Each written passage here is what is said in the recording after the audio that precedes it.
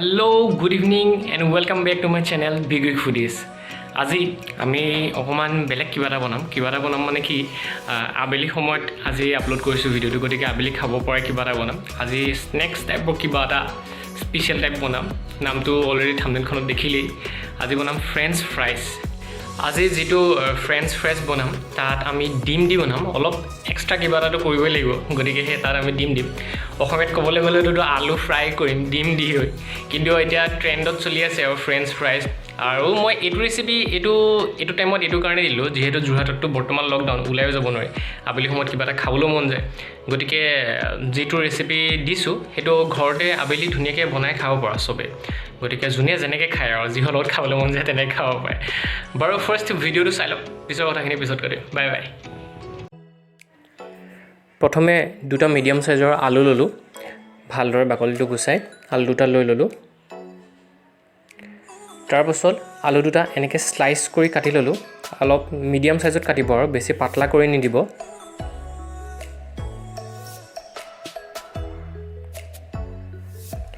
এতিয়া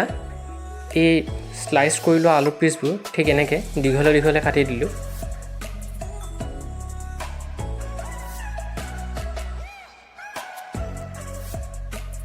এতিয়া কাটি থোৱা আলুখিনি বাটি এটাত লৈ সেইখিনি আমি ফাৰ্স্ট ভালদৰে ধুই লম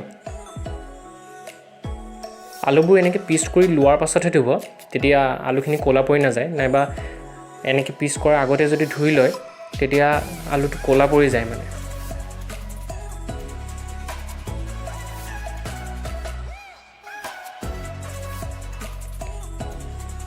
আমাৰ আলু ধুই হৈ গ'ল এতিয়া এইখিনি আলু এখন প্লেটত আমি কাঢ়ি থম এনেকৈ প্ৰায় 10-15 মিনিট মান এনেকৈ থাকিবলৈ দিম মানে ইয়াত লাগি থকা পানীখিনি যাতে ভালদৰে শুকাই যায়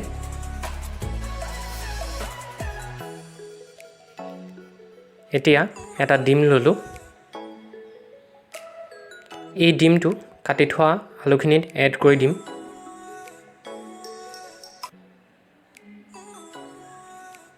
এতিয়া ইয়াতে প্ৰায় 1 চামুচ মান নিমখ দি ললো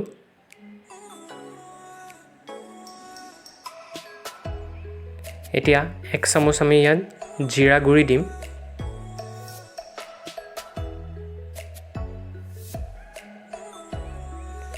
এতিয়া ইয়াত আমি প্ৰায় আধা চামুচ মান জলকীয়া গুৰি দিম এতিয়া আকৌ ইয়াত 1 চামুচ কাশ্মীৰী চিলি পাউডাৰ দিম যাতে কালাৰটো ধুনিয়া হয় তেতিয়া বেছি ৰঙা হৈ যায় এতিয়া ইয়াত আমি প্ৰায় আধা চামুচ মান চাট মছলা দি ললো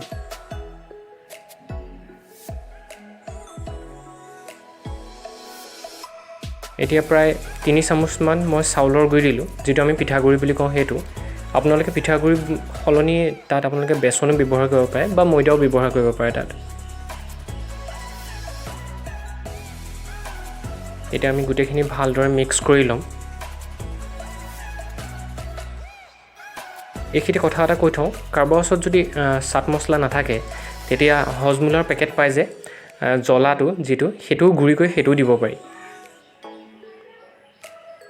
এতিয়া ভালদৰে মিক্স কৰি হৈ গ'ল এতিয়া আমি এইখিনি ফ্ৰাই কৰিম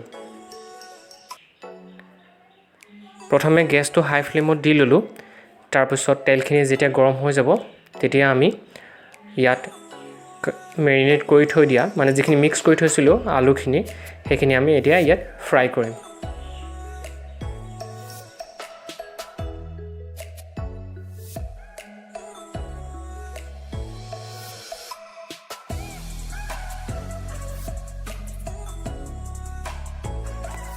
দেখিছে ভালদৰে ফ্ৰাই হৈ গৈছে এতিয়া আমি সেইখিনি এখন প্লেটত কাঢ়ি থলো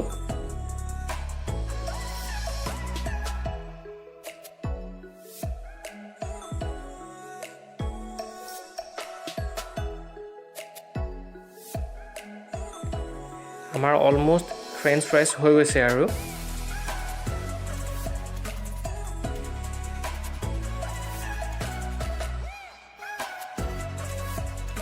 এতিয়া ইয়াত আমি প্ৰায় আধা চামুচ মানে হ'ব আৰু চাট মছলা আকৌ অকমান দি দিম কৈছিলে যাৰ ওচৰত চাট মছলা নাথাকে তেখেতলোকে হজমুলা গুৰিও ব্যৱহাৰ কৰিব পাৰিব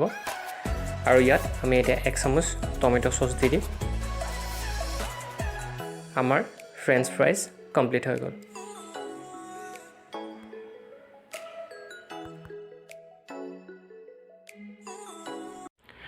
ভিডিঅ'টো ইতিমধ্যে আপোনালোকে চালে, আশা কৰোঁ ভিডিঅ'টো চাই ভাল পাইছে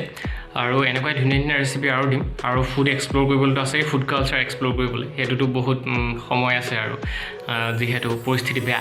বাকী ভিডিঅ'টো যদি চাই আপোনালোকে ভাল পালে তেন্তে ভিডিঅ'টো চাই শ্বেয়াৰ কৰিব আৰু চেনেলটো ছাবস্ক্ৰাইব কৰি থৈ যাব। শ্বেয়াৰ কৰিবলৈ কেনেবাকৈ পাহৰিলেও চলি যাব, কিন্তু ছাবস্ক্ৰাইব কৰিবলৈ পাহৰিলে নচলিব, গতিকে চেনেলটো ছাবস্ক্ৰাইব কৰিব। Thank U.